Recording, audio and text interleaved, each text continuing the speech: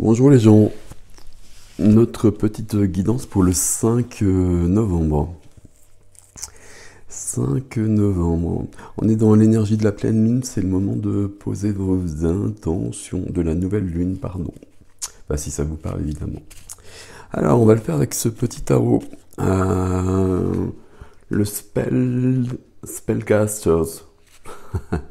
J'ai beau faire des efforts, hein, mais bon, je sais pas où mettre l'accent.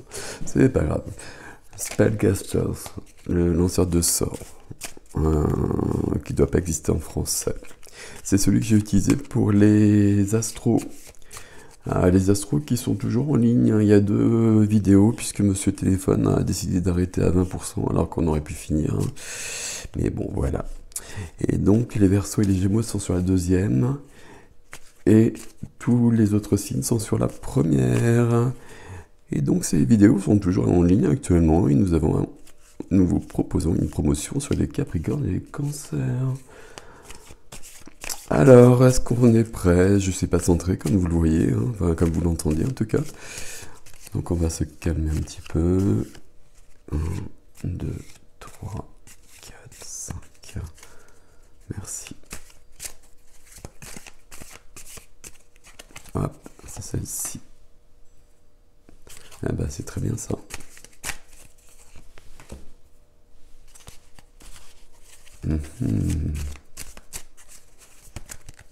Ah, voilà. Wow. Alors, je prends juste 5 secondes.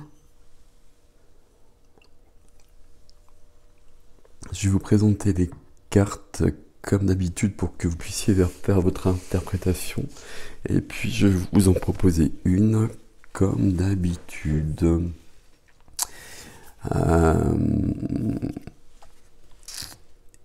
Je sais pas si vous allez les voir assez bien. Si je mets de la lumière, ce sera pire. J'ai juste allumé quand même. C'est des cartes qui sont très jolies, comme souvent. Je pense que ça changera rien ce que je fais. Hein. C'est voilà. Non, ça met des reflets, donc c'est pas grave. Et puis de toute façon, alors j'éteins. Je suis désolé.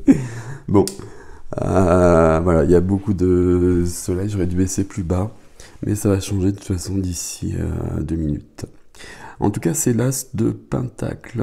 Tiens, par là, il y a de la lumière. Vous voyez un petit écureuil sur toute la famille des Pentacles, des deniers. L'as de denier, c'est un l'as, donc un début. Et les deniers, c'est la matière. Donc, il y a quelque chose qui commence, qui bouge dans la matière. Il y a une évolution, en tout cas. On n'a pas des nouveaux départs tous les 4 matins, hein, mais on a des évolutions, on a des choses qui changent. Et ça peut être une attitude, je sais pas ce que vous voyez, ça m'énerve. Ça peut être une attitude, ça peut être plein de choses. Ok. Deuxième carte, cavalier d'épée. Ok, cavalier d'épée. Bon, vous voyez des jolies couleurs en tout cas. Cavalier d'épée. Donc la famille des épées, on est sur du mental, sur des idées, sur de l'intellect. Cavalier d'épée, cavalier, c'est un mouvement, d'une manière ou d'une autre, on va dire quand même. Hein. Un mouvement qui peut venir de vous vers quelqu'un d'autre peut-être, ou vers vous peut-être aussi, ou de quelqu'un d'autre vers vous. Le cavalier d'épée, et puis on le voit ici sur son bison, sur son buffle, sur l'animal qu'il chevauche. Le cavalier d'épée, il est fougueux, rapide.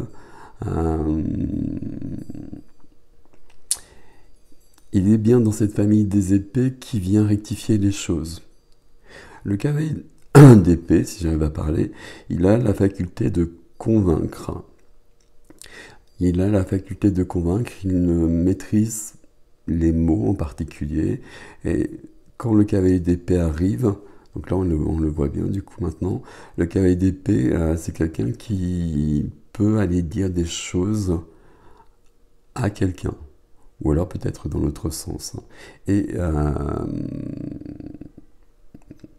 peut-être rectifier des choses, ou peut-être, alors je trouve pas le terme, amener plus d'informations aussi. Il y a une idée comme ça de progression en tout cas. Et en troisième carte, nous avons une majeure. Nous avons une majeure avec une représentation ici assez intéressante d'ailleurs. Assez classique, mais il y a des petites choses en plus. J'ai toujours pas pris le temps de regarder le livret, je regarderai. La grande prêtresse. Donc la grande prêtresse, c'est votre intuition. On va le dire comme ça. J'emploie le mot d'intuition, mais c'est même la médiumnité, hein, c'est vraiment de cet ordre-là. La grande prêtresse, elle sait des choses.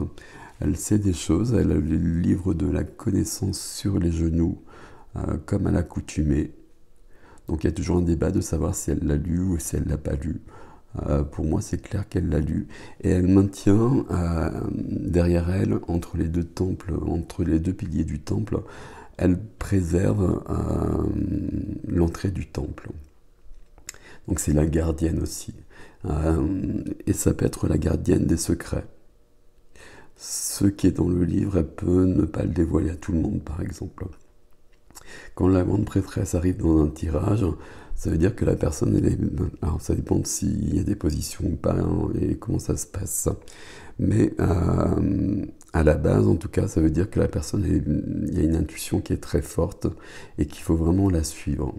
Ça veut dire qu'il faut écouter sa petite voix, écouter son cœur, peu importe l'expression qui vous parle. Et voilà. Enfin, on pourra en rajouter pendant 1 heure sur la grande prêtresse, évidemment, mais c'est surtout cette notion-là. Et il peut y avoir cette notion, justement, où on essaie de vous dire des choses, et vous avez des connaissances qui sont vraiment en vous, et qui sont là, qui sont disponibles, et vous n'y accédez pas. Et donc, la grande prêtresse, elle peut venir pour vous rappeler à l'ordre par rapport à ça, en vous disant simplement de se connecter au cœur, de lâcher prise, de lâcher le mental. C'est pas le mental, c'est pas l'ego qui va trouver la connaissance de la grande prêtresse. Là, ici, c'est très clair avec cette carte-là. Alors, les 3 cartes ensemble, je vais essayer de les mettre comme ça. Donc, vous voyez mieux l'as de denier. J'aime bien cette petite série avec l'écureuil, qui représente donc la matière, et la matière, c'est la nature aussi, évidemment. Donc, on a une évolution, on a quelque chose qui commence. Du coup, c'est drôle parce que ça change en effet l'ordre des cartes. Enfin, pas l'ordre des cartes, mais quand elles sont sur mon bureau, le cavalier, je ne me trompe pas, regardait, allait vers la grande prêtresse, tandis que là, il va vers l'as de denier. Mais, et du coup, moi, je les prends, l'ordre correct pour moi, c'est vraiment celui qui est sur mon bureau. Donc, c'est pas celui que je vous présente. Mais peu importe. Donc on a une évolution d'une manière ou d'une autre, j'ai envie de dire. On peut avoir surtout peut-être l'opportunité, j'ai l'impression qu'ici on a l'opportunité de régler quelque chose que l'on perçoit en soi, que l'on perçoit en soi, que... Le cavalier d'épée, c'est quand même quelqu'un, généralement, on va dire ça comme ça, qui peut vraiment aller... Il peut aller dire ses 4 vérités à quelqu'un d'autre. Parfois c'est nécessaire, vous le savez bien. Et il y a cette notion où si on le fait, et puis c'est la grande prêtresse qui le demande et qui vous le suggère peut-être depuis un bout de temps. Alors, dire ces 4 vérités, il n'y a pas besoin de violence ou de quoi que ce soit, etc. Et puis, on peut le faire avec justesse pour autant. Et ça peut créer une opportunité, une évolution, notamment dans les relations. Parce que tout sera dit, tout sera posé. Ça, c'est vraiment le cavalier d'épée. Et à partir de là, on pourra évoluer. Je vais remettre juste comme ça pour moi. Parce que donc, vous voyez que la lecture que je vous propose, j'ai pas d'ordre ici. Je prends les cartes dans l'ordre où elles viennent, mais après je regarde ce que je perçois. Et puis ce que je perçois, c'est vraiment dans ce sens-là, malgré tout. C'est qu'il y a quelque chose qu'on nous suggère. Et il y a une évolution qui est possible et qui est probablement souhaitable. Mais pour ça, il faut que des paroles soient dites. Alors on va prendre soin, comme on les dit, comment, etc., etc. Mais il y a quand même cette notion-là. On peut se méfier un peu de ce monsieur-là qui peut être trop fougueux, trop intrépide, trop rapide.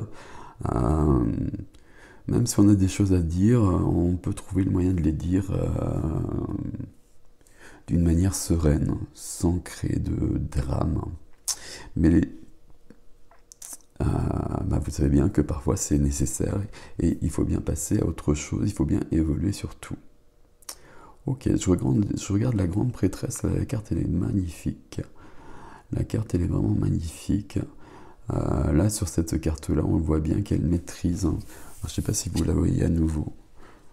Pour le coup ici on n'a pas de doute qu'elle connaît, qu'elle a la connaissance de ce livre où il y a des symboles sacrés, de la géométrie sacrée, des choses comme de cet ordre-là.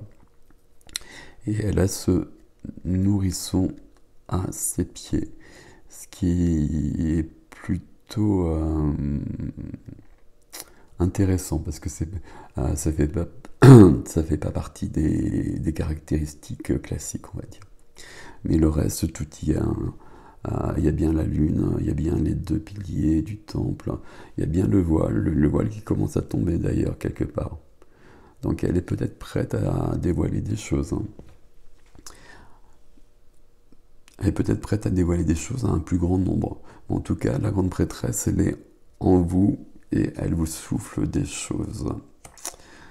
Et elle vous souffle de fait d'appeler ce cavalier d'épée et de rectifier quelque chose, à mon avis. Rectifier, c'est pas le bon terme, c'est pas le terme qui me plaît. De clarifier une situation. Il y a une situation à clarifier, elle pourrait être intérieure, ça pourrait être le cas. On peut vraiment, même ici, en prenant comme ça, dans ce sens-là, il y a une évolution ici, un début, avec justement ce cavalier d'épée dont je vous ai parlé, qui quelque part donnerait la parole à la grande prêtresse et la délivrerait presque en vous. Elle est présente en tout le monde, et c'est une aide fort précieuse, parce que c'est elle qui peut vraiment nous guider sur le chemin pleinement et justement. Donc il y a vraiment cette possibilité aussi que ce soit intérieur.